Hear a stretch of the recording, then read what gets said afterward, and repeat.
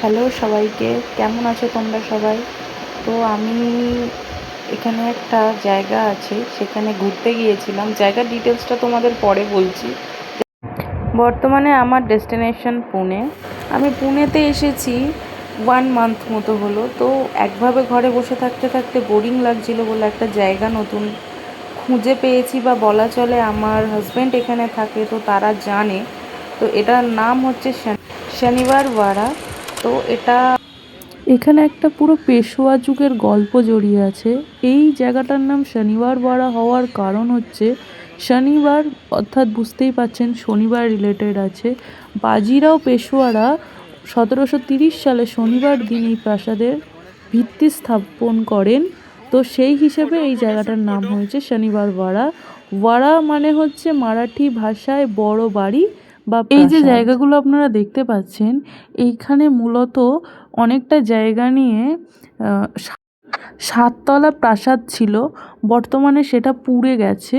পুড়ে যাওয়াতে আমরা এখন খুব স্বল্প পরিমাণেই কিছু জায়গা দেখতে পাচ্ছি, যে এখানে অনেক জায়গায় পুড়ে যাওয়ার ফলে সেগুলো আর বেঁচে নেই কিছু। সুতরাং যেটুকুনি দেখতে পাচ্ছেন ফাঁকা ময়দান। এখানে সিঁড়িগুলো না প্রচণ্ড উঁচু, আমাদের রীতিমতো উঠতে গিয়ে ঘাম বেরিয়ে গেছে। ভীষণ গরমও ছিল এই টাইমে, যে টাইমে আমরা চুজ করেছি যাওয়ার। প্রচুর বড় বড় সিঁড়ি।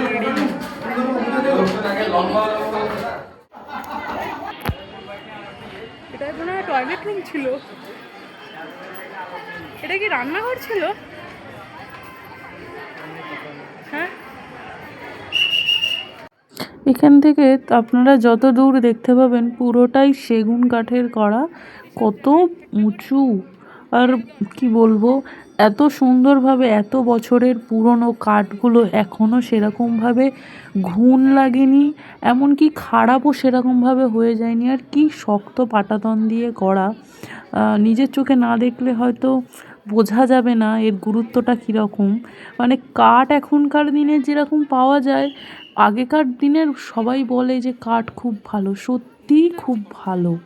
মানে এটা এখানে যেটুকুনি করা পুরোটাই কাঠের কারুকার্যের ওপর করা। এখানে না অসংখ্য গাছ, আর এই গাছের জন্য আমরা একটু ঘুরে শান্তিতে দেখতে পেয়েছি। আর এই একটা জায়গা, এটা হচ্ছে লালমহল। লালমহল মানে হচ্ছে লাল বাড়ি। তো এইটা হচ্ছে একদম শনিবার ওয়াড়ার পাশেই, চলতি পথেই পড়েছিল। ওটা ঢুকে দেখলাম, খুব সুন্দর লাল ইট আর পাথর দিয়ে বানানো, দূর থেকে একদম লাল টকটকে। তো এটা অ্যাকচুয়ালি একতলা বাড়ি।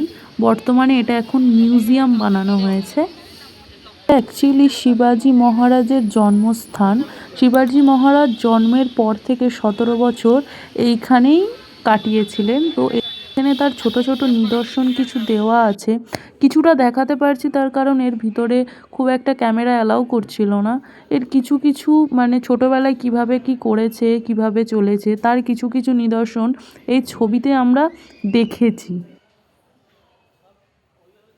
এই বর্তমানে যেটা মিউজিয়াম, সেটা একসময় ভেঙে পড়ে যায়, তারপরে তো এটা আবার নতুন করে সরকার থেকে রেনোভেট করায়। এই যে মূর্তিটা দেখা যাচ্ছে, এই মূর্তিটা হচ্ছে রাজমাতা জিজাবাই, অর্থাৎ শিবাজির মাতার ফটো, এটা মায়ের ফটো। তো এটা অ্যাকচুয়ালি শিবাজি মহারাজ আর রাজমাতা জিজাবাইয়ের নিদর্শনগুলো তুলে ধরার জন্যই এই মিউজিয়ামটি করা, যাতে আমরা গিয়ে জানতে পারি কিছু। তো এখানকার মানুষেরা রাজমাতা জিজাবাইকে আদর্শ মা হিসেবে মানে।